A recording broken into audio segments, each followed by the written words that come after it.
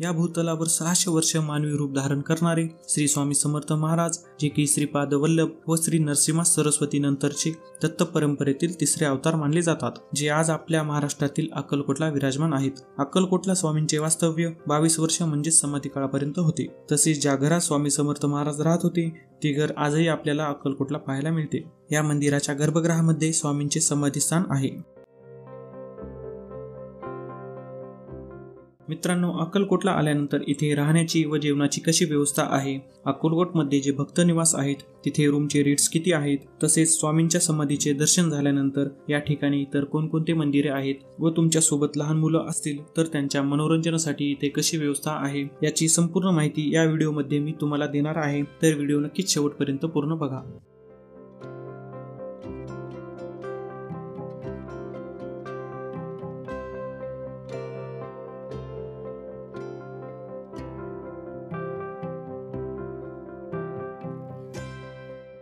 श्री स्वामी समर्थ हे दत्तगुरूचे तिसरे अवतार. पंजाब राज्यातील चिलिया या गावात स्वामींनी मनुष्यरूपी देह धारण केला. त्यानंतर त्यांनी कर्दळी वनात जाऊन 300 वर्ष तप केला. 300 वर्ष तप करताना त्यांच्या अंगावर वारूळ निर्माण झाले. याच काळात एका लाकूड तोड्याने झाडे तोडताना त्याच्या कुऱ्हाडीचा घाव स्वामींच्या मांडीला लागला. यामुळे त्यांची तपश्चर्या भंग झाली व स्वामी तिथून लोककल्याणासाठी निघाले. पहिले काशी, नंतर कलकत्त्याच्या कालीमातेच्या दर्शनास गेले. नंतर गंगेच्या किनाऱ्यावर फिरत राहिले. त्यानंतर केदारनाथ, गिरनार पर्वतही जाऊन आले. त्यांनी दत्तगुरूचे प्रत्येक स्थान फिरून शेवटी ते गोदावरीच्या किनाऱ्यावर आले. त्यानंतर 1844 साली मंगळवेढ्यास आले. मंगळवेढ्यास 12 वर्ष राहिल्यानंतर 1857 साली अक्कलकोटला आले. अक्कलकोटला स्वामींचे वास्तव्य 22 वर्ष म्हणजे समाधी काळापर्यंत होते. याच वटवृक्षाखाली स्वामी नेहमी बसायचे. त्यांनी त्यांच्या ऐतिहासिक अवताराची समाप्ती याच वटवृक्षाखाली केली होती.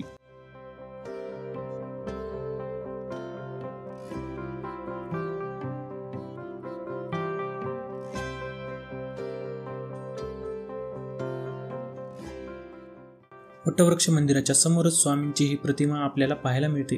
मुंबईतील स्वामी भक्तांनी स्वामींची ही प्रतिमा 40,000 पंचमुखी रुद्राक्षापासून बनवलेली आहे. आता आपण वटवृक्ष मंदिरापासून केवळ 10 मिनिटाच्या अंतरावर असलेल्या स्वामींच्या समाधी मठात आलेलो आहोत. दिवसभर अक्कलकोटमध्ये फिरल्यानंतर स्वामी समर्थ महाराज रोज संध्याकाळी या मंदिरात येत असत. नंतर 1878 साली स्वामींनी याच ठिकाणी समाधी घेतली. या मंदिराच्या तळघरात आजही स्वामींचा देह आहे. समाधी मंदिराच्या बाजूलाच स्वामी भक्त चोळाप्पी महाराजांचा वाडा आहे.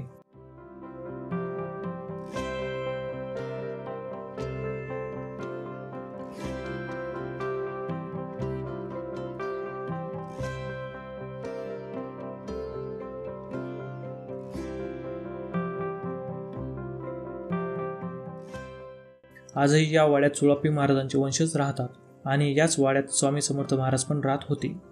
याच वाड्यात आपल्याला स्वामींनी पुनर्जीवित केलेली विहीर, स्वामींचा अंगरखा, रुद्राक्षमाळ व स्वामींच्या पादुकांचं दर्शन घेता येतं. समाधी मंदिरापासून केवळ 5 मिनिटाच्या अंतरावर आपल्याला हे खंडोबा मंदिर पाहायला मिळते. हे मंदिर म्हणजे स्वामी समर्थ महाराजांचे आगमन स्थान.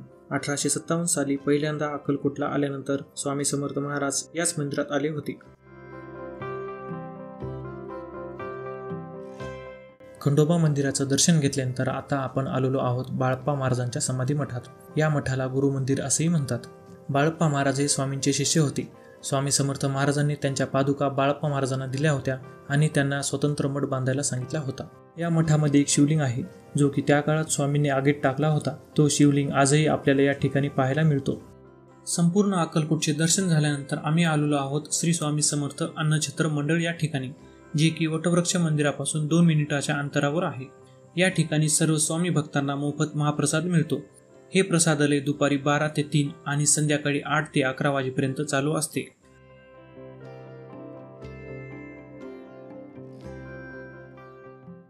अन्नछत्र मंडळाच्या परिसरातच सुंदर असं हे बाल उद्यान आहे. हे उद्यान सकाळी 6 ते 10 वाजेपर्यंत आणि संध्याकाळी 5 ते 9 वाजेपर्यंत चालू असते. या उद्यानात आपल्याला कारंजे, प्राण्यांची कलाकृती आणि लहान मुलांना खेळण्यासाठी छोट्या राईड्स पाहायला मिळतात. संपूर्ण अक्कलकोटचे दर्शन झाल्यानंतर तुम्ही पण तुमच्या फॅमिली सोबत या बाल उद्यानाला नक्कीच भेट द्या.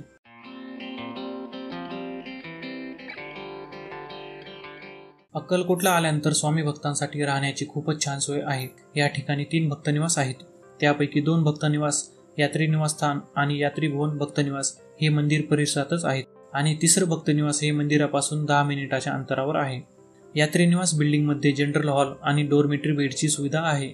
जनरल हॉलमध्ये तुम्ही केवळ 100 रुपयामध्ये राहू शकता आणि डोरमेटरीमध्ये 200 रुपयामध्ये राहू शकता. पण या भक्तनिवासमध्ये टॉयलेट बाथरूम सेपरेट नाहीत. तुम्हाला कॉमन टॉयलेट बाथरूम यूज करावा लागेल. यात्री निवास बिल्डिंग जवळच यात्री भवन भक्तनिवास आहे.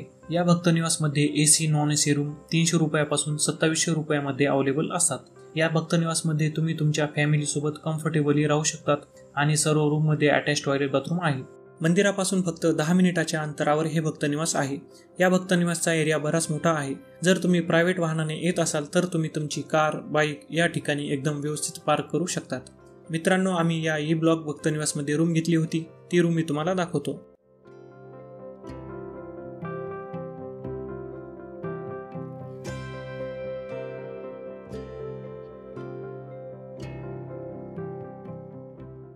या रूममध्ये 3 जण एकदम आरामात राहू शकतात. जर तुम्ही 4 जण असतील तर तुम्हाला एक एक्स्ट्रा गादी घ्यावी लागेल.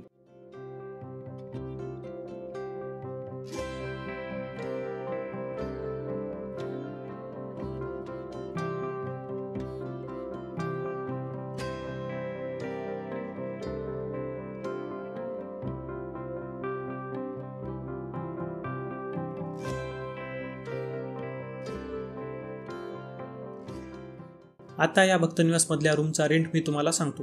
या भक्तनिवासमध्ये AC आणि नॉन AC रूम आहेत.